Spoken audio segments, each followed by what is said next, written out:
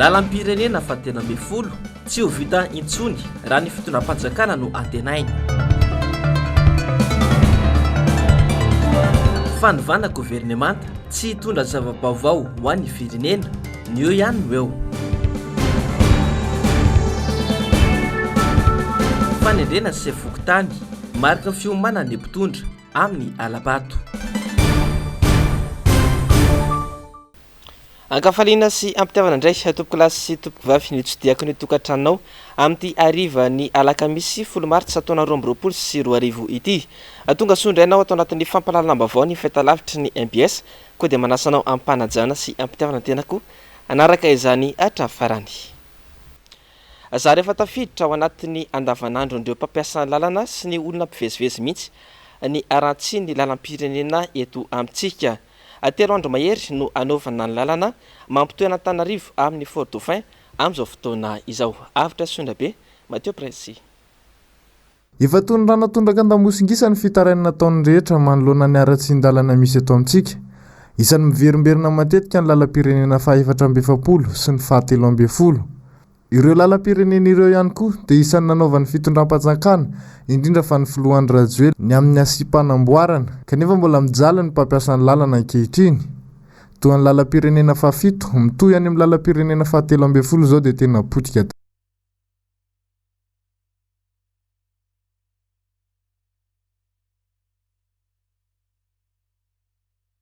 Tapaka na tsy ady efatra eo aty 10 Orombesy Betroka.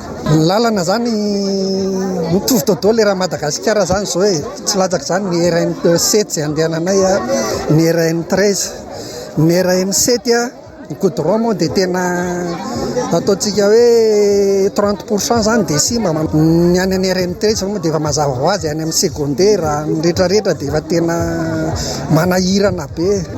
Le faratsino ihany moa ny insécurité koa mamely dia ianao raha milalao eo anatin'le insécurité sy ny anany koa dia manararoatra ny ratsy zany ianao dia mezaka azy azo atao moa zany. Sarara misy vita ireo fampanantenana nataon'ny filoha ankehitriny tamin'ireo faritra sy toerana izay notsidihany nandritra izay fitondrana izay. Isan'ny tadidiny maro ny hoe hijanona amin'ny tontolon'ny politika ny filoha raha tsy vita ny lalam-pirenena faha-310. Io lalan'io izay efa nolazainy fa ny taona 2020 no anombohan'ny fanamboarana. Miandry ihany hatreto ireo mpampiasa ny lalana saingy toko fitaka hatrany alohan'ny tazana.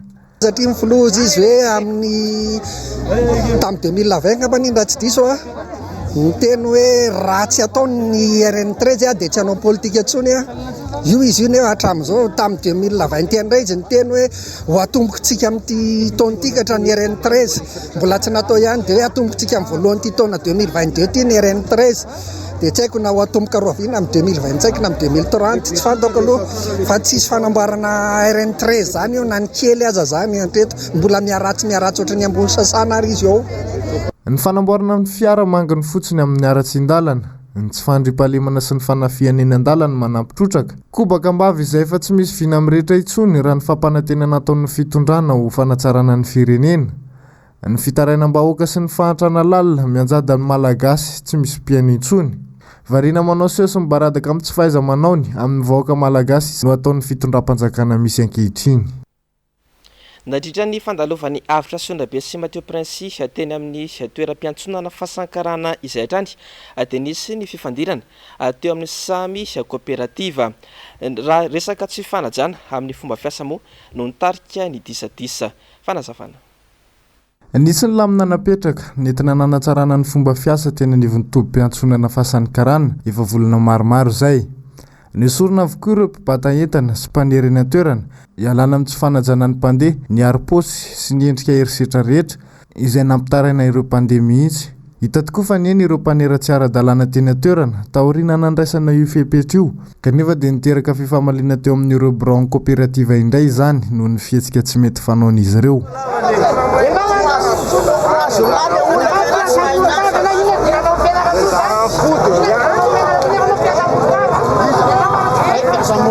Zay zany ny zavatra niseho teo iny nisy ramatoa anankiray zao teo andeha voyage ianatsimo dia ifampisitoma ny zalahy le ray aman-dreny dia na le ray aman-dreny zany niteny izy efa nazo azo taona tsy hitantsony genoana am'le mpiasa be deabe fa tokony avela izy zany safidy hoe za iaraka am'ty coopérative ty na coopérative ty tsy mety zany ny ataon'ny sasany hoe izy mpiasa ara-dalàna indray manampy an'le manao zavatra tsy mety zay zany tsy azona ekena zay miteny foana hoe niza faly niza tsy faly ampiara-miasa zay tsy maintsy miteny foana zay le ti an'le filaminana am'le asa zany porotana be ohatran'le teo aoka tsy farefa mety io arovanay foana raha nanontaniana nefa ny ankilany dia nilaza fa misy amin'ireo coopérative mpiara-miasa ao no manao ny didiny besandry sy mila ronirony amin'ny asany ka na tonga ny fifamaliana teo amin'ny rotonta dia mandamina ny fandaminana le président dia mpiara-miasa miaraka aminay samby ato indray izy ny miseho mahita hoe manao mila 19 amin'ireo olona reo kanefa reo olona reo fiarahamonina atsam'izay teto afaka mifampiresaka ny rehetrarehetra fa tsy hoe tonga dia manao didijato na ireo président reo fa ifampiresana le izy dia tena izy ny tena misotosotona olona eo amin'ny faritsy ny moron-davy eo aminay eto ny olona ny sotominy kanefa izy manjara olona ty tokony zany tsy tokony ifampiteny an'izany zavatra zany fa misy olona tompona ndraikitra hiteny an'izany fa tsy izy mihitsy hiteny an'izany ery amin'olona ery lasa fifamaliana amin'ny antara zay sam'izay zany le izy ny fisiany tsy fandrimpalemana teny amin'ity tobi-piantsonana ity dia isan'ny nampiferotraina ny mpandeha rehetra nitondra endrika tsara ho an'ireo coopérative ny toerana araka izany ny fandraisana ity fepetra ity kanefa kosa maro ireo ny asa teny an-toerana izay tafiditra tao anatin'ny tsy ara-dalàna ny very fidiram-bola tanteraka ka mila jerevana vahaolana ihany koa mba tsy hitombony ireo tsy hanasa tsy ho atao eto Madagasikara kosa indray ny aviateva Afrika 2022 ny aviateva Afrika dia fionambe lehibe indrindra aty Afrika eo nanisy ranam-piaramanidina ny kompania pitaterana sy ny matianina eo amin'ny sehatry ny fizahantany efa roa taona no nanomanana ny fandraisana ity fionana an-tampony ity saingy dia izao nesorina tamin'ny Madagasikara izao noho ny fanjavozavoana tanteraka amin'ny fisokafany sistan'ny Madagasikara sy ny fepetra apetraky ny fanjakana malagasy mifandraika amin'izany ity fionana ity izay saika ho atao ny volana jona ho avy izao ny aviateva nefa dia isan'ny sehatra nampahafantarana any Madagasikara misy kokoa eo amin'ny tontolon'ny fizahantany raha ny fampitambavany voaka ny volana desambra lasa teo dia kompania pitaterana 70 no nandrasana izay ahitana mpandray anjara 700 avy amina firenena misy 20 afa-tsaingina kosa ireo syndicat ny mpiasan'ny croix na dia eo aza ny fanohizan'izy ireo ny asany manoloana ny fifampidiniana nisy teo amin'ny ministera izay mpiay azy ireo ho mafy kokoa araka izany nitolona raha toka amin'ny tarasoka ny valiny izay fitakina izay avitra sondrabe Mateo Prince toy ny fitokonana nataon'ny croix omaly ka nisy ny fifampidiniana teo amin'izy ireo sy ny ministra mpiay azy ireo mikasika ny teboka efatra notakiana izy ireo izay mikasika ny famerenana ny fakana ny karaman'izy ireo eny amin'ny banky ny teboka faharoa ny tokony sy ny fepotona mazava amin'ny fandoavana ny karaman'izy ireo ny teboka fahatelo dia ny fandoavana ny volan'ny CPR sy ny CRCM izay miantoka ny fisotrondronon'izy ireo ary ny farany dia ny eo amin'ny fanafoanana ny croix izay niteraka resabe mihitsy teo aloha teo nisy ny fijerevana vahaolana miaraka amin'izao fotoana izao ka hiverina anohy ny asan'izy ireo rehefa avy nanao hetsika izay maly atoandro dia nisy fampiatsoana teo amin'ny isan'ny fiadinan'ny repoblika zany dia nataony zareo niona tamin'ny taliany kabinetra sy secrétaire général ministère zay tamin'ny fionana io zany no nivohitra hoe efa nijerevana zareo daholo le teboka efatra tamin'ny fitakinay dia androany zany rehefa nanao fivoriam-be zay dia mitsahatra aloha ny tolona verina iasa zany zay dia ho hita indray ny toerana raha toka mitarazo kanefa ny famahana ireo olana ireo dia hiverina tsy ho ela amin'ny fitokonana indray ireto mpiasa ireto ary ho mafimafy kokoa ny hetsika ao aorian'izay manara-maso akaiky amin'le fivoaran'le toedrara zany zay efa nahazo toko zay fa ny ao ministera dia andrayanay foana rehefa tonga any zay dia raha hitanay hoe tena traîne loatra kosa le izy dia angamba zay somary trotra kely fa inonay fa hiva tsy ho ela ny olana zay angamba tsy hanao an'le hoe mangina kely dia mihetsika fa rehefa tena mararinay le izy dia tena hetsika mafy zay raha ohatra zany hoe tsisy fijerevana fa olana maharitra sy aingana matetika dia arirariran'ny fitondram-panjakana toy izao hatrany ireo mpitokona mitaky ny zony ka very anjambana hatrany ny tolona ataon'izy ireo mitsapa ihany koa dia miandretsika foana ny fitondrana vao mahatsapa ny tokony ataony tsy misy mihitsy ny fametrahana ny lahara-pahamehana sy ny maika amin'ny fitantanana ny firenena Lafa mavany toekarena iankina ny toekaren'ny firenena ny sehatra tsy miankina nefa tozary lasa atao tsinitsiny izy ireo tato anatin'ny taona maromaro izay raha ny fanambarana nataony teo anivo ny vondrony orinasa tsy miankina na ny GEM izany mamodika ity sehatra ity ny fanapahan-kevitra noraisin'ny fanjakana malagasy mahakasika ny fanarenana ny toekarena eto Madagasikara mitatitra amintsika ny antsipriany momba izay onja lalaina raha naivomanana sy Andry Rakoto Malala. Famitehana ny sehatra tsy miankina ny fanapahan-kevitra noraisin'ny fanjakana mialohan'ny hanokafana ny sisy tany indray. Maro loatra ny fepetra napetraky ny fanjakana kanefa tsy mifanaraka amin'ny zava-misy eto Madagasikara akory izany. Fanapahan-kevitra apetatoko fotsiny ankana ny samy tompona andraikitra voakasika izany aza mifanilika rehefa mampiakapeo ny vahoaka.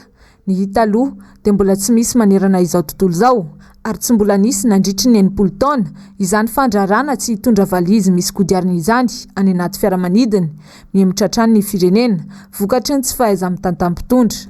Hevitry ny fanjakana hoe hiady amin'ilay trafika volamena, vato, vatosoa, asa tsy haiko le trafika na torture eny zany ohatra sy ny sisa.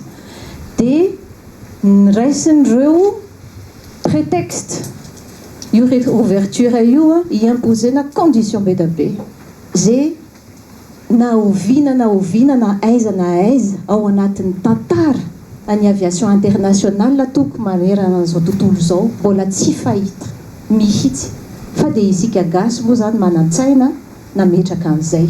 Natao anjorom-bala foana ny hevitry ny mpandrarà rehefa misy ny fifampiresahana eo amin'izy ireo sy ny mpitantana ny firenena.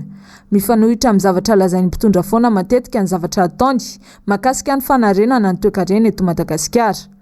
Fifampiresahana sy ny fivoriana arak'ilay tenena teo zany efa maro hatramin'izay natao foana niaraka tamin'ny fanjakana hatramin'izay zany zay niezaka foana nanaja sy nanaraka foana ny lalana nalehan'ny fanjakana amin'ilay fampandrosoana manatena foana zay hatramin'izay le hoe miaino ny fanjakana ve maheno ny etaetanay ve zay moa lazaina foana matetika hoe nareo secteur privé menomenona foana fa tsy mety faly mihitsiny efa misy ny fivoriana dia mba mametraka ny etaetanay zay ny zavatra mitranga nefa ny matetika zany rehefa vita le fivoriana ka misy lalàna na misy décision avoakan'ny fanjakana dia tsy mifanaraka mihitsy amin'ilay zavatra rehetrarehetra no resahanay miaraka tamin'ny fanjakana.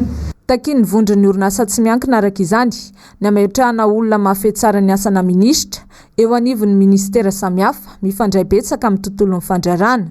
Saika anakamaroan'ny malagasy no mivelona amin'ny sehatra tsy miankina kanefa toa tsy jeren'ny mpitondra akory izany rehefa misy fanapahan-kevitra raisin'izy ireo. Lafa mavao afa tanteraka indray olona iray namony ainy atraboina 537 tamina fatra telo teto Madagasikara dia sava analanjorofo Sofia ataoriny ny fandalovana rivodoza Gombe araka ny tatitra navoakan'ny BNGRC tamin'ity androany ity.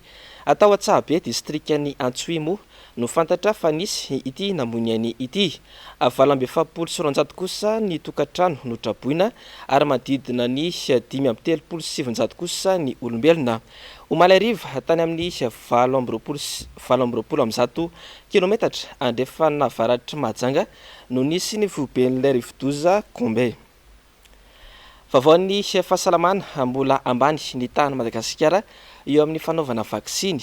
Raha mahery ny 4 tapitrisa ny totalin'ny vaksiny voaraintsika dia tsy misy afa-tsy ny 570 isanjato amin'ireo ihany no nampiasana hatramin'izao hoy avy ao anivon'ny OMS tamin'ity androany ity. 3,70 isanjato amin'ny malagasy fotsiny hatramin'ny androany no nanao vaksiny feno. Raha nambaran'ny OMS hatrany ihany koa dia tsy mitovy ny fitsinjarana ireo vaksiny ireo. Analamanga no ahitana betsaka indrindra. Tafiakatra hatrany amin'ny 530 isanjato ny tany fanaovana vaksiny eto Analamanga dia na kosa ny manaraka azy izay ahitana 520 isanjato izany. Ny faritra atsimo kosa no ambany indrindra izay ahitana 3 isanjato izany. Ny lafa malaza maneran-tany lano filoham-pirenena vaovao ao Korea Atsimo ilay mpampanolo-lalàna antsoina hoe Yoon Suk Yeol. Ny fanetiny isam-bato azony teo anolohan'ilay mpifanandrina taminy. Izy araka izany no filoham-pirenena 20 ao Korea Atsimo. Mitatitra amintsika ny antsipriany momba izay i Jessica Miray sy Manora Andriamalala. Izy no Yoon Seol, 12 taona, voafidy ho filoha faharoapolo any Korea Atsimo, mpandala ny nentin-drazana na conservateur. Lany tamin'ny Sambato 27.450 isanjato. Candidat avy amin'ny antoko PPP na Parti du Pouvoir au Peuple. Ny fanetiny Sambato azony sy ilay mpifanandrina taminy Lee Jae-myung avy amin'ny antoko demokratika. Izay nahazo Isambato 7.770 isanjato. Tsy isan'ny faninana taminy ity fifidianana ity intsony ny filoha am-perinasy Moon Jae-in. Pampanololalana no asany ity filoha vaovao lany tao Korea Atsimo ity. Anisan'ny nahafantarana azy niady tamin'ny kolikoly. Saingy nahafantarana azy ihany koa nefa ny nanameloa ny filoha am-pirenena roa tao Korea Atsimo sy ny mpitantana ny orinasa Samsung. Fandresena ho an'ny vahoaka koreanina tatsimo ity fandreseko ity, hoy izy raha nandray fitenenana voalohany tao aoriana nalany azy. Naneho fankasitrahana izay nifidy azy ihany koa izy nandritra izay kabariny izay. Anisan'ny vinana petrany ny ameriny indray ny fifanarahana amin'ny Korea Avaratra. Anamafiatrany kosa ny tafika nefa izy. Goavana ny asa anisan'ny miandry ity filoha vaovao ity. Miamanjaka ao Korea Atsimo ny tsy fitoviana. Ny taham-piterahana izay ambany indrindra maneran-tany ary ny vidina trano izay tsy mitsaha miakatra any an-toerana. Ny volana Mey izao izy no handray ny fitantanana amin'ny fomba ofisialy.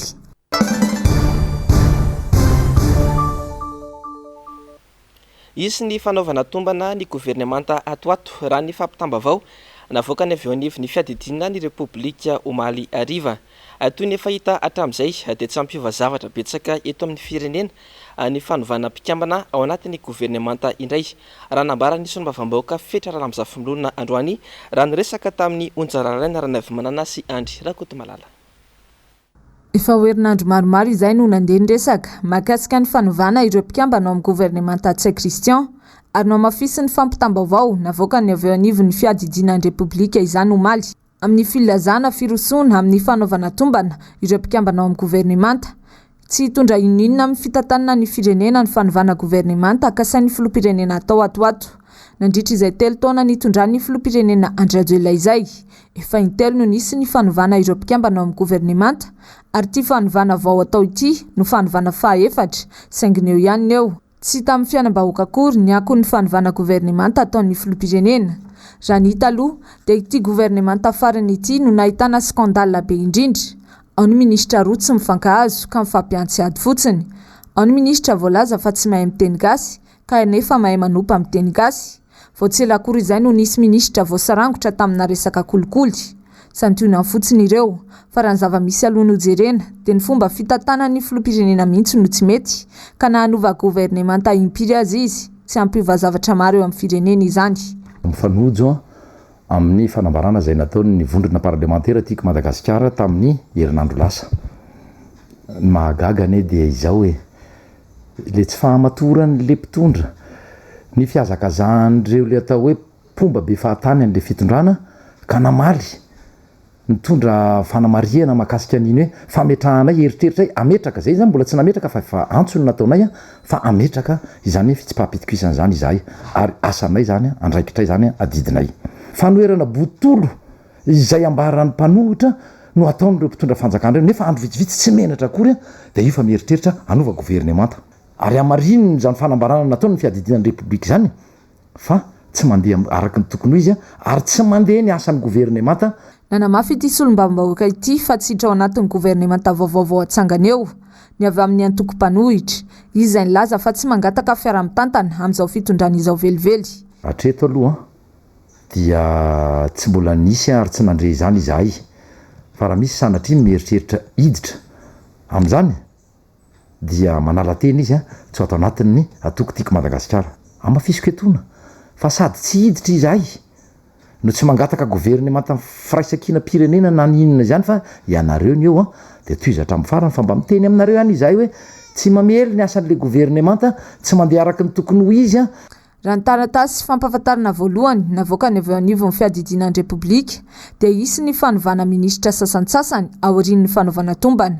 Ora vitsy taty aoriana moana io taratasy fampahafantarana io anefa dia nesorina ilay andalina misy hoe isy fanovana minisitra sasantsasany.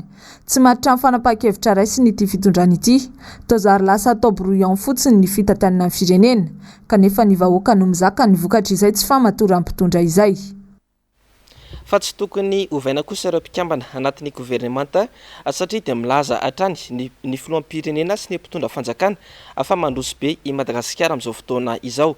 Io kosa ny mpanao politika Rivo Rakotovao raha naneho ny heviny momba izay fanovana mpikambana anatin'ny governemanta izay androany. Ny antsipirana izay avetrany ary eo amin'ny sary Sindra-tsany toky raha maro lahy. Tsy tokony hosoloana ireo mpikambana ao anatin'ny governemanta satria ambetindresaka ny mpitondra fanjakana rehefa manadio teny izy ireo fa mandroso ary tsy mbola nisy tao anatin'ny 10 taona izao fandrosoana misy eto Madagasikara izao. Raha nambaran'ny Rivo Rakotovao mpandrindra nasionaly ny antoko HVM dia midika fa miaiky tsy fahombiazany ny mpitondra matoa miroso amin'izao fanovana mpikambana anatin'ny governemanta isak'izay metsika izao. Nefa maninona nosoloana asorona ve zany zay tsy tiany sa tsy mahomby. Raha tsy mahomby dia le ministre io ve zany tsy mahomby, sao dia man gouvernement tsy mahomby, sao dia fomba hitantanana azy tsy mahomby, sao dia ny fomba hoentina miaraka mandeha amin'ny tanjona anankiray tsy mazava. Fa maninona nosoloana raha milafa fitantanan'ankapobeny moa ve ny fanjakana tsy milaza foana fa mahomby ny fitondram-panjakana amin'izao fotoana izao.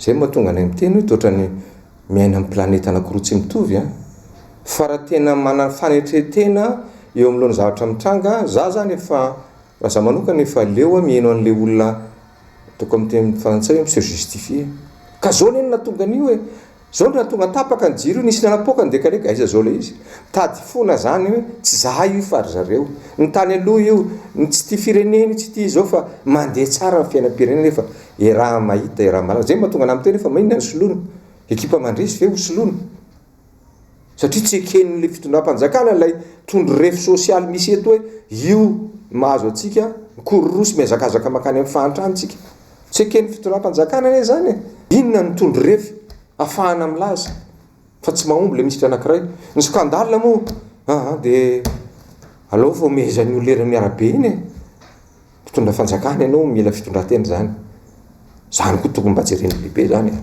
Telo taona sy tapan'izay nitondrany Andry Rajoelina any Madagasikara. Tsy sasatry ny niova ny mpikambana anatin'ny governemanta. Raha resaka fampandriana-drisa sy resaka ambony latabatra dia voalohany izao fitondrana izao. Ny tena olana eto amin'ny firenena nefa dia tsy ireo minisitra velively fa ilay filohan'ny repoblika mihitsy no tsy mahay ny asany, tsy mahay marina ny olana ny vahoaka malagasy ka tsy mahagaga raha tsy hainy ny mitondra any Madagasikara. Afefa midika fiomanana sady amin'ny alabato ny fametrahany mpitondra fanjakana ny olony ho sefokotany raha nambarany KMF koa hoe tamin'ity androany ity. Mazava tokoa mantsy ny voalaza ny lalàna momba ny fametrahana sefokotany kanefa dia mody ity ny fanjakana tsy hita izany fanetadiana avetrany ary mbola eo amin'ny sary Sindra-tsany toky raha maro lahy hatrany. Misoky mangina, miasa mangina amin'ny fanomanana ny alabato ny mpitondra fanjakana satria efa hita fa miezaka mametraka ny olony ho sefokotany hatrany izy ireo. Matetika dia miteraka korotana ara-piarahamonina io letrezana fanesorana sefokotany io satria olony mpitondra no tendrena amin'ireny toerana ireny fa tsy voafitim-bahoaka akory. Satria ny fikitikitena ny sefokotany dia misy fikitihana ny resaka fifidianana ihany koa azadino fa ny sefokotany dia agent électoraux. Ireny raha anao refontsika dia ireny ilay mpisehatra voalohany ery miaraka amin'ilay olona roa na efatra zay tendrena ao anivon'ny fokotany. Raha ny lalàna dia mipetraka hoe rehefa miditra amin'ny asany ny ben'ny tanàna vaovao dia tokony hirosoana ny fanendrena sefokotany. Ka ny fomba fanendrena mifidy aloha ny olona dia izay mahazo vato be indrindra voafidy ny olona no tendrena. Ary mipetraka mazava ny lalàna hoe raha misy fahabangan-toeran'ny sefokotany na fanesorana sefokotany zay azo atao dia arahina foana ilay procédure fanendrena sefokotany, zany hoe mifidy ny fokon'olona na ny fokotany zay vao tendreny chef district. Ny zavatra nisy tato ato tsy dia zay loatra. Zay zany tonga raha tena manana volonté hanatsara ny fifidianana ny fitondram-panjakana dia io zay hoe arao reny fitsipika rehefa voaja ny texte na izay nge tsy hiteny modidy ny fanjakana tsy fantatra treto ny fanitsakitsahan-dalàna izay ataony satria voalazany lalàna fa tsy maintsy irisona ny fahanivana manontolo ny lisy mpifidianana na ny refond total ny lisy mpifidianana izay atao isaky ny volotona mbola matokany io lisy teo ve nareo io lisy teo ve atonga ny olona andeha hifidy raha ny fijerinareo azy zay liste atsika ihany no nitabataba hoe doublon hoe sinisisa ka zay zany mietrehitra hoe ary zay tsy mietrehitra hoe tsy anao zany ny fanjakana fa ny souci kely angamba hoe tsika gasy mako mahay hitatsika foana le lalàna le hoe refonte dia mahita zavatra atao akaikaiky eo fa zay zany te hiteny hoe ajao reny lalàna araka izany dia mila tonga saina ny mpanao politika sy ny vahoaka malagasy satria tsy hita taratra amin'izao fihetsiky ny mpitondra izao ny fahavononana hitady fifidianana madio sy mangarahary ekeny rehetra eto Madagasikara. Araka ny vaovao milatsaka eto am-pelantanana amin'izao ora tenenana izao dia rahampitso ny fantatra fa hiakatra fitsarana eny anivon'ny fitsarana ny raharaha mahakasika aniray sara izay vola ity raharaha ity izay mahavoasaringotra teratany vahiny maromaro raha tsy haivina tokoa dia namoahan'ny polisy-pirenena filazana fikarohana izy ity ny volana febroary lasa teo no ny raharaha fikasana amononona izay tovolahy iray 5 taona monja anisan'ny voatontonona tamina resaka tambajotra mpanao ratsy teto Madagasikara na le antsoina hoe réseau mafieux ihany koa izy atao anatin'ny tambajotra tserasera andrasana araka izany izay hovalin'ny fitsarana ho amin'ny rahampitso. Fa ankoatra ny sosialim-bahoaka ny ara-toekarena nisongadina atao anatin'ny fandarana miara-manonja androany ny mikasika ny fanovana ireo mpikambana vitsivitsy ao anatin'ny gouvernemanta nambaran'ireo vahiny tao anatin'ny fandarana fa tapidalaka le tanteraka ny mpitondra fanjakana ankehitriny Javandray Maefa tahirinena. Tsy mahavaly ny fitsopaha-pitokisana na ny motion de censure nangatahany vondrona parlementaire timma ny fanapahan-kevitra noraisiny mpitondra fanjakana mikasika ny fanovana indray ireo mpikambana vitsivitsy ao anatin'ny gouvernemanta ho nisy olo-mamba-hoaka Mama Rabenirina androany. Ny mpitarika sy ny lehibe ny gouvernemanta mihitsy nefa tsy mafeny asany hatramin'izay hoy izy ka tsy ampiovana inona na inona intsony izany. Ho an'ny vondrona parlementaire tiako Madagasikara efa tsy ny fanoloana minisitra vitsivitsy intsony ny vahaolana efa tsy remaniement intsony no nitadiavina sy andrasana fa ilay gouvernemanta ray manontolo mihitsy io nge le miverina indray le refonte total hoy ny resantsika tatoato momba ny liste électorale fa refonte total ihany koa no tadiavina eo anivon'ny gouvernemanta rehefa manao refonte total miainga avy any amin'ny lehiben'ny gouvernemanta